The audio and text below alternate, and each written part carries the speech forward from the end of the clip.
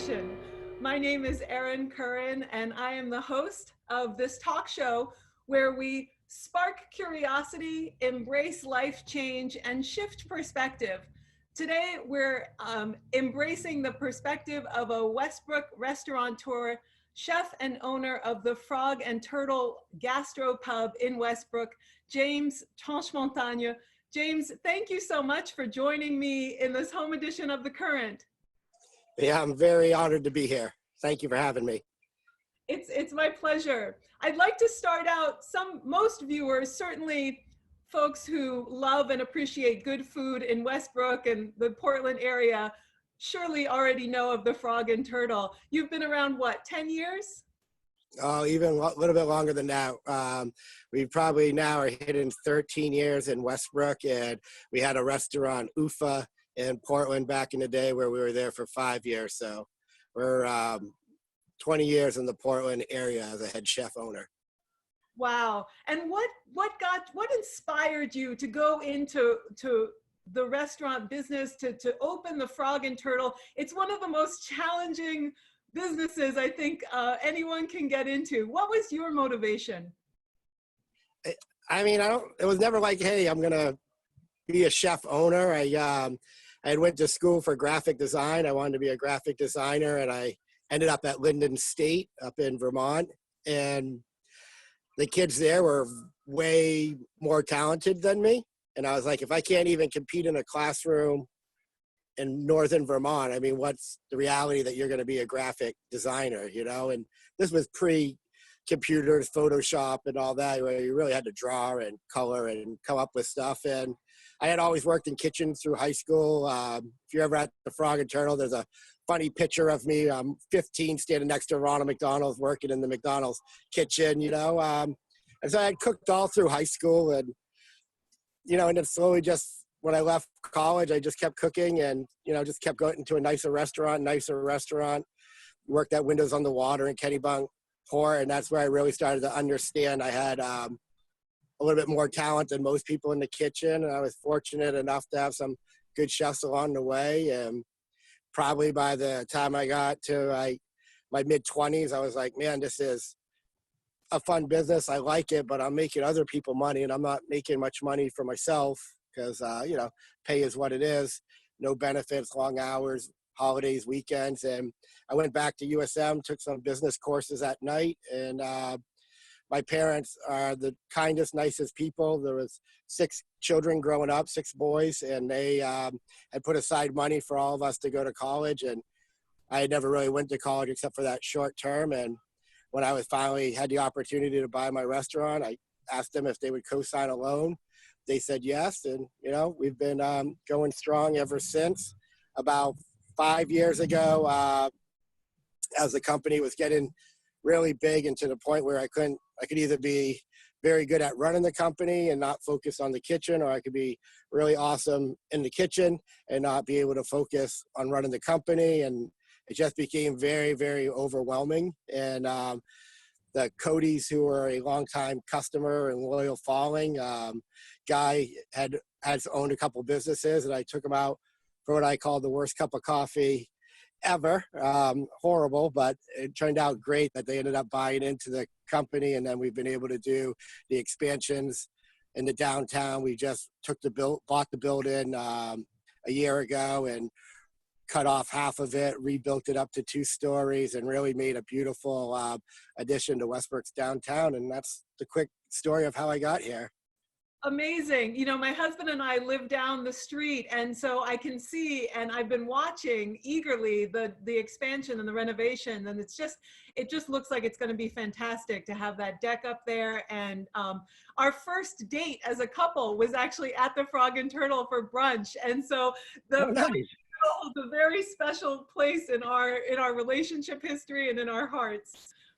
You know, it is so cool. We see so many couples that had like their first date there, or they had their rehearsal dinner there. We've had, I think, 8 couples now actually marry in the restaurant. I mean, wow. Bridal showers, baby showers. So many people have so many special events that have happened there. And just to know that you were able to cook their food or make that night special or that event awesome. I mean, it really is truly a remarkable thing when you just look at the years and years of doing it. Yeah, you touched on so many themes that I want to explore more in your intro there. The artistry. I love that you were interested in graphic design and illustration before even becoming a chef, because I do consider, cooking, and it's a creative endeavor, and there's an artistry to it, and the atmosphere and the community that's created at the Frog and Turtle. I feel like there's an ambiance, there's an art to ambiance, and creating a place where people will want to have their baby shower, where they will want to go out on their first date. And that takes a real skill. And so it sounds like you had a really great blend of all these very differing skills to bring to the table.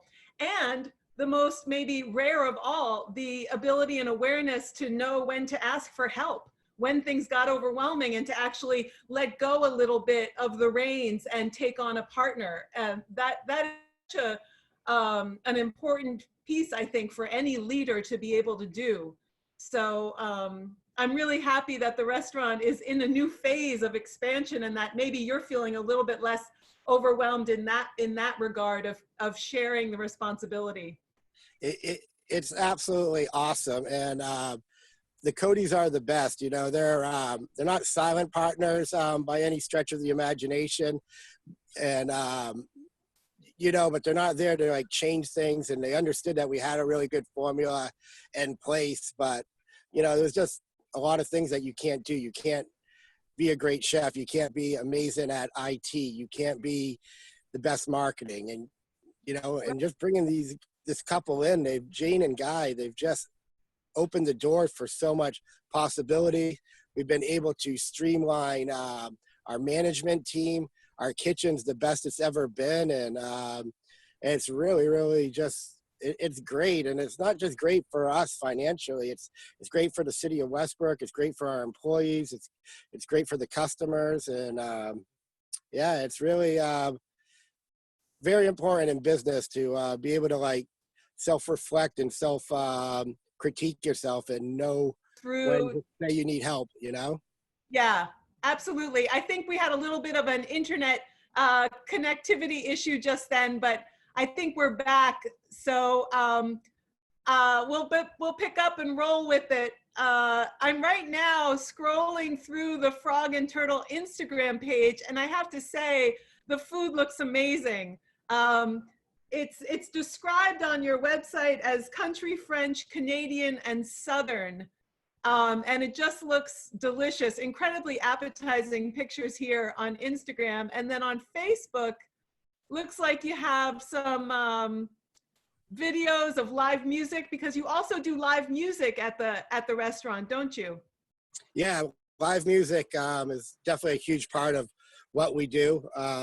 We really didn't, well, previous to us being there was Chicky's Fine Diner, and he was really known for music. And when we came out there, it wasn't something that we truly wanted to do or thought about doing, but it's always important to listen to your guests. And they just kept telling us how like they missed the music. It was such a great venue in the downtown, and we just listened to our guests, and we were very lucky early on to meet Tony Boffa, a legend in Maine, and he had finished up a residency at a hotel, and he wanted something to play in Westbrook, and he came in and played for us, introduced us to a lot of bands, and then we were fortunate enough to meet all the guys in the Groove Kings, and it just opened up so many avenues to musicians to us. And one of the things I always wanted to do was offer free live music, because a lot of times you're stuck paying a cover, and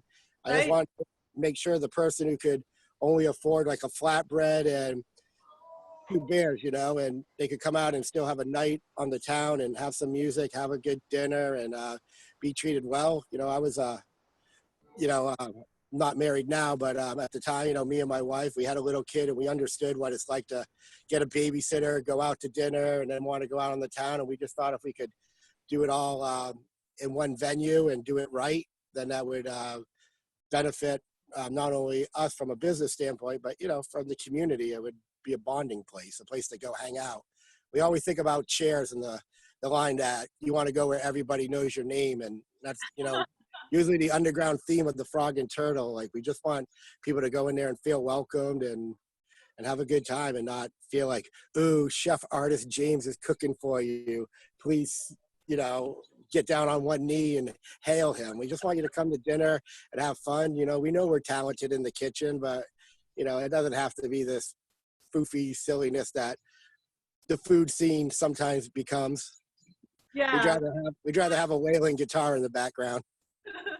Yeah, I was just playing a clip of one, I think it was the Tone Kings that you had on your Facebook page recently, just giving the ambiance if viewers haven't been into the Frog and Turtle to see what that's like. Live music has such a great way of relaxing the atmosphere and really letting people enjoy themselves. And I love your awareness of, folks not necessarily being able to afford a cover in addition to a meal. And so that's a beautiful community building gesture on your part to have that free music. One of the things that I want to touch on in our brief time here is recent times and how you've been adapting to the closures and the social distancing. I noticed on your website, you're doing a lot of creative things. Can you talk a little bit about how you've adapted? Yeah, one of the hard things for us was at first is they told you to do takeout, and we were never a takeout place. So we knew we could do the burgers and the flatbreads all right. But we also knew that the reality of someone ordering a grilled steak with a red wine reduction sauce wasn't probably going to be the reality on the to-go menus. And so we, first and foremost, we were like, what do we think people are eating? And we took it kind of like a snowstorm where people are going to want a lot of comfort food. And it was hard at first because nobody told you were going to be shut down for 2 months. It was 15 days, and then it was another 15 days. And it's like, oh no, it looks like it might be 30 days. So it was never easy to adapt the menu. And so we would just write what we thought we could do and do well. And, we took feedback from our guests, and then it still never really felt like we were going to see the same volumes and numbers. So then we were just hearing all the headaches of going to a grocery store. So then I was like, man, our walk-in's a grocery store. So why not, make a grocery store out of our restaurant? We contacted the state. Our mayor, Mike Foley, was very helpful at making sure that we could do it legally and within our licenses. And we got online and built an e-commerce site and was able to do the grocery store, which has been really awesome for us. Now that we're getting ready to open it, we'll end it this week and just get ready to get back open. We'll still do takeout for a little bit, hopefully until like July 1st, and then we can focus on what we really like to do and be a dine-in restaurant. Yeah, give people that ambiance and that experience that they've come to expect and love from the Frog and Turtle. Now, I think people not to interrupt, but I think people are really going to understand, especially for the small mom and pop single owner restaurants like us, is how much they really missed it. One thing we found with construction, we were really worried that people were going to find new restaurants to fall in love with. And then when we opened, they weren't going to come back, or they thought we changed it too much. I mean, it was unreal to hear people say how much we missed you and how much you meant to us. And, it wasn't until we came back through your doors that we were like, oh my God, we forgot truly how much we loved you guys and being here. So, we're banking on that nostalgia and that feeling is going to come back to people as they walk through the door. Yeah, and that really speaks to something that I wanted to touch on, which is, has anything, you've expressed gratitude, I think, already for your loyal following and the folks who just really have expressed that appreciation to you directly, and the folks who continue to order from you, take out, even though it's the modified version of the menu, and the grocery store do shopping from you. Have there been any surprises along the way? I mean, besides this whole thing being a huge surprise. Yeah, the ultimate surprise. Any moments you'd like to share with viewers? I think, to me, Well, one of the main surprises was just how supportive my staff was. You know, people sometimes forget, like, you know, when this all came out of China and overseas, and you didn't know what was coming to the U.S. And, you know, at first we thought, are you going to see 30, 40% of the world population die? You know, nobody knew. And especially for my head chef, Zach, and our pastry chef, Sam, for them to just say, like, we'll just stay shoulder to shoulder with you and put out food, and we'll try to do whatever we can to keep the lights on. I mean, there was no government programs yet. They hadn't really got unemployment figured out. And so they were happy to be working. But, you know, it was definitely this fear among the backside. Like, are we just stupid to, you know, be going down with the ship? And I'm like, I'll go down with the ship. It's my ship. But, you know, that, and then when employees have come back, just whatever it takes to get us back to what we used to be, chef, you know, we'll do whatever, chef. We just want this place back, you know. And it's, you see your business as so much part of your life, but you sometimes forget how much it is your employees' life too. And we have employees who've been with us 5, 6, 7, 8 years, you know, and you love them, you respect them, but sometimes you forget, like, if your restaurant is their restaurant too. And I think that was one of the most surprising aspects of just, we're all in, chef. We are here for you. And you're hearing stories of people not wanting to come back to work, and everybody has just been like, what can we do to get open? You know, I remember when the governor, you know, said June 1st, there was probably 6 of us in the restaurant that day because we had the PPP program.